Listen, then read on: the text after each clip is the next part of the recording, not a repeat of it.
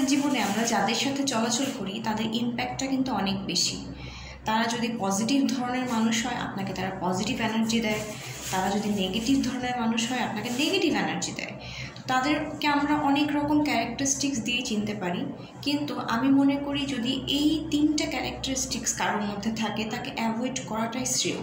তার মধ্যে 1 নম্বর হচ্ছে অতিরিক্ত কমপ্লেন করে। ঠিক আছে, এখন কমপ্লেন যদি কারোর লাইফ স্মুথ না যায়, সে অনেক কাছের মানুষ হিসাবে আপনাকে কিছু কমপ্লেন করতে পারে, কিন্তু কিছু মানুষ আছে দেখবেন যে বিয়ে বাড়িতে যে আমার রোস্টটা কেন ভালো করলো না, পোলাওটা ভালো হয়নি, আমার টেবিলের রেজালার বাটিটাতে ভালো মাংসের পিস পড়েনি, এই ধরনের কমপ্লেন করে থাকে।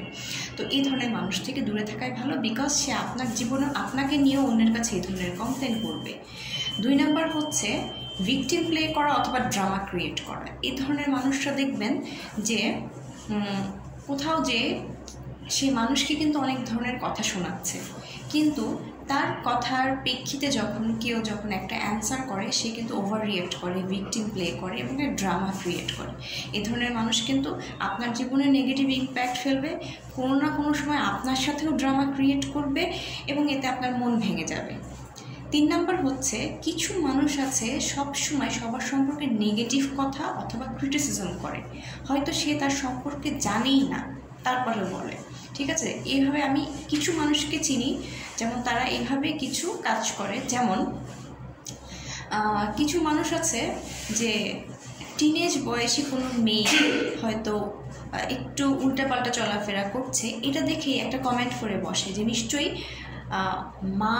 মায়ের শিক্ষা ভালো না, ঠিক আছে, এই জন্য সে এরকম করছে, হ্যাঁ, বা মায়ের ব্যাকগ্রাউন্ড ভালো না, এই জন্য মেয়েটা এরকম রাস্তায় চলাফেরা করছে। তো এই ধরনের ক্রিটিসিজম যারা করে না তাদের থেকে দূরে থাকেন, কারণ এরা আসলে আমাদের জীবনে অনেক বড় একটা ইম্প্যাক্ট ফেলে। আর এই ধরনের ক্যারেক্টারিস্টিক্সের মানুষ যদি আপনার খুব কাছের কেউ হয়, সেক্ষেত্রে বলবো যে চুপ থাকাটাই শ্রেয়।